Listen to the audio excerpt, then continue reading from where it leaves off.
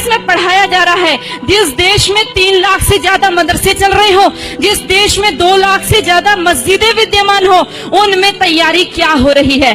दिन रात बोल रहे ला इलाहा इल्लल्लाह, 5 बार बोलते हैं, 5 बार नमाज पढ़ी जाती है और शुरुआत इसी से करते हैं कि कोई नहीं है, ला माने नहीं है कोई भी अल्लाह के जैसा, और मोहम्मदुर रसूलुल्लाह अर्थात मोहम्मद ही उस अल्लाह का रसूल है, इन 2 के अलावा और किसी को हम पूजेंगे नहीं। क्यों तुम गौर फिक्र नहीं करते?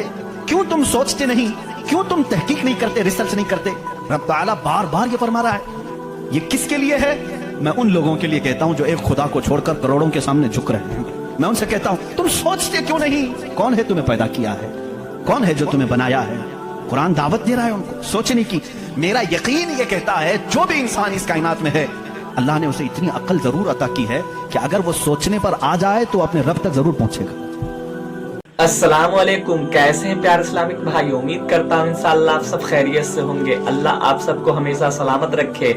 आपका प्यारा भाई मोहम्मद इफरान आज फिर एक नई वीडियो के साथ हाजिर आया है। इस वीडियो का टॉपिक है अल्लाह एक है। मुफ्ती सलमान अजहरी साहब कुरान से साबित करेंगे इंशाअल्लाह। उससे पहले आइए एक हिंदू लड़की की जुबानी सुनते हैं, उनका अल्लाह के बारे में क्या कहना है, फिर मुफ्ती सलमान अजहरी साहब की गुफ्तगू सुनेंगे इंशाअल्लाह, और इस वीडियो को देखकर कुछ इस पर अमल भी करने की कोशिश करेंगे। दोस्तों आइए इस वीडियो को देखते हैं। क्या इसमें पढ़ाया जा रहा है? जिस देश में 3 लाख से ज्यादा मदरसे चल रहे हो, जिस देश में 2 लाख से ज्यादा मस्जिदें विद्यमान हो, उनमें तैयारी क्या हो रही है? दिन रात बोल रहे ला इलाहा इल्लल्लाह, 5 बार बोलते हैं, 5 बार नमाज पढ़ी जाती है और शुरुआत इसी से करते हैं कि कोई नहीं है, ला माने नहीं है कोई भी अल्लाह के जैसा, और मोहम्मदुर रसूलुल्लाह अर्थात मोहम्मद ही उस अल्लाह का रसूल है, इन 2 के अलावा और किसी को हम पूजेंगे नहीं, मानेंगे नहीं। अब ये बता दो, जिस व्यक्ति को 5 बार लगातार यही बताया जा रहा हो, दिन में 5 बार जब बताया जाता हो, तो उसकी मेंटलिटी क्या बनेगी? इस रुए जमीन पर रहने वाला, चाहे वो यहूदी हो, ईसाई हो, हिंदू हो, सिख हो, जो भी हो, मैं सबसे आज ये बात कहना चाहूंगा, दुनिया का एक फार्मूला है कि बगैर किसी के बनाए कोई चीज नहीं बनती, खुद से कोई चीज नहीं बनती। तो यकीनन हमें भी किसी ने बनाया ही तो है। हम छोटी सी छोटी चीज को देखते हैं, उनको कोई बनाता है, खुद से कोई चीज नहीं बनती। साइंस के स्टूडेंट्स भी होंगे हमारे साथ, और जो साइंस को पढ़ते हैं उनकी जो थ्योरियां हैं साइंसदानों की, वो क्या कहते हैं, कायनात कैसे वजूद में आ गई है। वो मुल्हिद होंगे जो कहते हैं, बेदीन लोग होंगे जिनका कोई दीन ही नहीं, जो कहते हैं कि अचानक दुनिया बन गई और अचानक ही खत्म हो जाएगी। ऐसा कैसे होगा? ऐसा कैसे होगा? अचानक दुनिया बन गई और अचानक खत्म हो गई, कोई नहीं है इसके आगे पीछे। मेरे अजीजों, जो गौर फिक्र करने वाले साइंसदान हैं वो भी अब इस नतीजे पर पहुंचे हैं कि दुनिया में एक बहुत बड़ा धमाका हुआ था कई अरब साल पहले, कई लाख साल पहले, उनके एतबार से, उनके इल्म के एतबार से, जिसको ये बिग बैंग कहते हैं। बिग बैंग क्या चीज है? तो साइंसदान ये कहते हैं कि कई सालों तक इस रुए जमीन पर सिर्फ समंदर था, और समंदर में भी जो गैस होती थी वो सब हाइड्रोजन, और सिर्फ 99% हाइड्रोजन और 1% सिर्फ ऑक्सीजन का यहां पर वजूद था, जिसकी वजह से कोई दूसरा जिंदा रह नहीं सकता था। यह साइंसदानों की तहकीक है। उसके बाद फिर उन्होंने ये कहा कि एक धमाका हुआ और समंदर से, पानी से हर चीज बनती चली गई, पानी से बनती चली गई। ये 21वीं सदी में बात की जा रही है, ये बात 21वीं सदी में की जा रही है। और साइंस के वजूद की तारीख में अगर आप जाएंगे तो ज्यादा से ज्यादा कि 400 साल पहले तक की तारीख होगी। 16वीं सदी में, 17वीं सदी में, 17वीं सेंचुरी में साइंस की कुछ ना कुछ चीजें इजाद होने लगी, जिसको आज हम साइंस कह रहे हैं। और कुरान में मौला फरमाता है, वजअलना मिनल माइ कुल्ल शैइन हय्यिन, हमने हर चीज को पानी से बनाया है। ये रब ताला फरमा रहा है, उसका कुरान अजीम गवाही दे रहा है। कुरान किस जमाने में उतरा वो भी आपके जहन में होना चाहिए। किस जमाने में कुरान आया है ये भी आपके जहन में अच्छी तरह से फिट होना चाहिए, ताकि अब साइंस की तहकीकात और उस जमाने को मैच करके देख सकें आप। कुरान उस जमाने में आया है जहां यूरोप में लोग जानवरों के साथ रहते थे। अमेरिका का तो इंकशाफ भी नहीं हुआ था, अमेरिका नाम का कोई मुल्क है ये पता भी नहीं था लोगों को। जितनी दुनिया थी इसमें सबसे ज्यादा तहजीब वाला मुल्क, तमद्दुन वाला मुल्क ईरान था, अरब थे, रोम थे, बाकी सब तो बिछड़े हुए लोग थे। روم، ایران اور عرب کو اس زمانے میں تہذیب والا کہا جاتا تھا.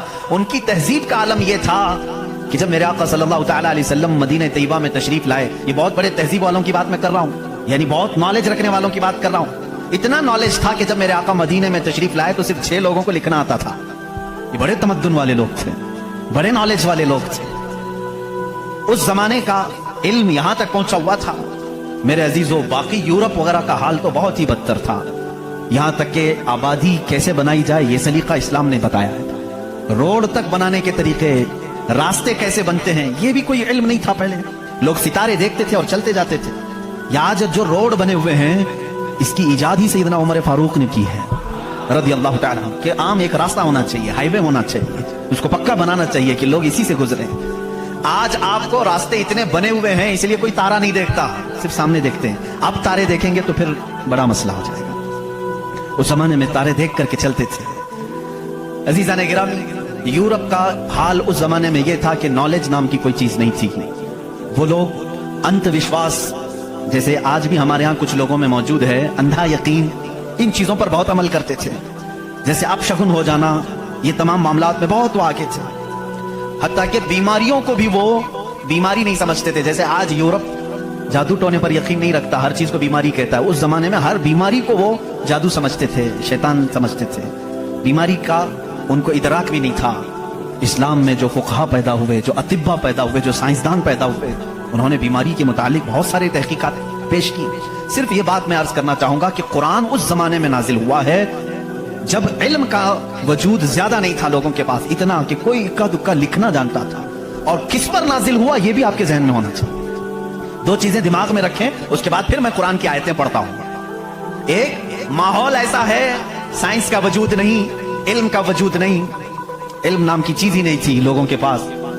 اور جس پر نازل ہوا وہ ایسا رسول ہے جو کسی کا شاگرد بھی نہیں، کوئی استاد نہیں، محمد الرسول اللہ صلی اللہ تعالی علیہ وسلم. ان پر قرآن نازل ہوا، ایسے ماحول میں نازل ہوا جب کوئی علم جاننے والا نہیں تھا. اور جس پر نازل ہوا وہ کسی یونیورسٹی سے پڑھا، کسی کالج سے پڑھا، کسی مدرسے سے پڑھا، وہ رسول نہیں. اس رسول کا معلم اور استاد صرف خالق کائنات ہے. جبرائیل علیہ الصلوۃ والتسلیم کا بھی صرف اتنا کام رہا ہے، جو رب نے حکم دیا اتنا ہی پہنچا دیا. بلکہ بہت ساری قرآن کی باتیں ایسی ہیں جو جبرائیل پہنچا تو گئے لیکن اس کا علم انہیں بھی نہیں دیا گیا، انہیں بھی نہیں دیا گیا. اب یہ 2 باتیں کسی کو بھی چیلنج کر کے بتا دینا، تاریخ کی سچائیاں اس بات کا انکار نہیں کر سکتی. اپنے تو اپنے غیروں نے بھی حضور کی تاریخ لکھی ہے اور سبوں نے اقرار کیا ہے کہ محمد صلی اللہ علیہ وسلم ایک ایسے پروفٹ ہیں جو پوری زندگی بھر کسی استاد کے پاس گئے نہیں، کسی استاد کے پاس گئے نہیں. اور یہ بھی حکمت ہے میرے مولا کی، اسی لیے ہم اس رسول کو النبی الامی کہتے ہیں. امی کا مطلب کچھ بیوقوف لوگ آج کے زمانے کے جو بدعقیدہ ہیں وہ ان پڑھ کرتے ہیں. رسول ان پڑھ تھے معاذ اللہ. بیوقوف ہو تمہیں معلوم نہیں، امی کا مطلب ہوتا ہے کسی سے پڑھا ہوا نہیں. ان پڑھ میں اور کسی سے نہ پڑھا ہوا ہونے میں بہت بڑا فرق ہے. یہ 2 باتیں ذہن میں رکھو. قرآن کس ماحول میں نازل ہوا اور جس پر نازل ہوا وہ کسی کا شاگرد نہیں. اب اس کی باتیں جب ہم بیان کرتے ہیں سائنسدانوں کی آنکھیں پھٹی کی پھٹی رہ جاتی ہیں. وہ قرآن بیان کر رہا ہے ان فی خلق السماوات والارض لآیات لأولی الالباب، بے شک یہ زمین کی پیدائش میں، آسمانوں کی پیدائش میں بڑی میری نشانیاں ہیں. اللہ فرما رہا ہے رات کو ہم زائل کرتے ہیں، اسی سے دن نکالتے ہیں. قرآن یہ کہہ رہا ہے وجعلنا من السماء، آسمان سے اللہ تبارک و تعالیٰ نے وجعلنا السماء سقفا محفوظا، قرآن کہتا ہے ہم نے آسمان کو ایک محفوظ چھت بنایا ہے. قرآن یہ کہہ رہا ہے آسمان اور زمین ملے ہوئے تھے، ہم نے دونوں کو پھاڑ کر کے الگ کر دیا اور دونوں کے منہ کھول دیا. یہ قرآن اس زمانے میں کہہ رہا ہے علم فلکیات جس کو آسٹرونومی کہتے ہیں، علم ارضیات جس کو جیو فزک کہا جاتا ہے، زمین کے معاملات، آسمان کے معاملات جاننے والا اس زمانے میں کوئی نہیں. اس وقت قرآن کہہ رہا ہے آسمان و زمین ملے ہوئے تھے، ہم دونوں کو پھاڑ دیے، ہم نے ان دونوں کو پھاڑ دیا اور دونوں کے منہ کو کھول دیا. اب کا سائنس کہتا ہے زمین و آسمان کو دیکھنے کے بعد ایسا لگتا ہے کہ یہ گیلیکسی میں ملا ہوا ایک سیارہ تھا اور یہ پھر زمانے کے بدلتے بدلتے آسمان الگ ہو گیا، زمین الگ ہو گئی. اب کا سائنس یہ کہتا ہے. اور پھر یہ بند نہیں ہے، جیسے ہماری چھت بند ہے، اوپر سے پانی ڈالو تو نیچے کچھ نہیں آئے گا، نیچے کے فرشی بھی بند ہے، نیچے زمین سے کوئی چیز یہاں مسجد میں نہیں نکلے گی. سائنس اب یہ کہہ رہا ہے آسمان میں جگہ جگہ سوراخ ہیں، منہ کھلا ہوا ہے، زمین میں بھی جگہ جگہ سوراخ ہیں. दिखने वाले नहीं, ये खुला हुआ है। इसका मतलब मैं भी समझ नहीं पाया था, आसमान खुला हुआ है, जमीन खुला हुआ, मुंह खुला हुआ है, क्या मतलब?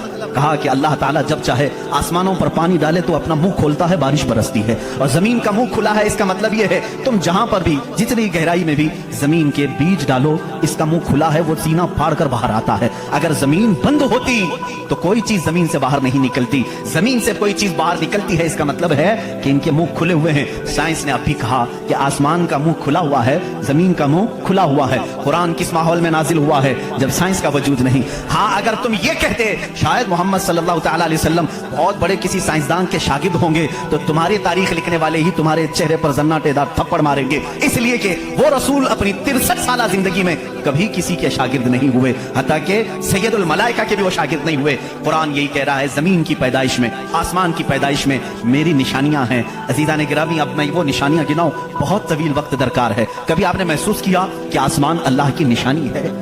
अल्लाह की निशानी है। देखिए, यहां सबसे बड़ी बात, कुरान में कई जगहों पर यह बात आई है, अफला तदब्बरून, अफला यतदब्बरून, अफला ताक़िलून, अफला ततफक्करून। इसका मतलब होता है, क्यों तुम गौर व फिक्र नहीं करते, क्यों तुम सोचते नहीं, क्यों तुम तहकीक नहीं करते, रिसर्च नहीं करते? रब ताला बार बार ये फरमा रहा है। ये किसके लिए है? मैं उन लोगों के लिए कहता हूं जो एक खुदा को छोड़कर करोड़ों के सामने झुक रहे हैं। मैं उनसे कहता हूं, तुम सोचते क्यों नहीं? कौन है तुम्हें पैदा किया है? कौन है जो तुम्हें बनाया है? कुरान दावत दे रहा है उनको सोचने की। मेरा यकीन ये कहता है, जो भी इंसान इस कायनात में है, अल्लाह ने उसे इतनी अक्ल जरूर अता की है कि अगर वो सोचने पर आ जाए तो अपने रब तक जरूर पहुंचेगा।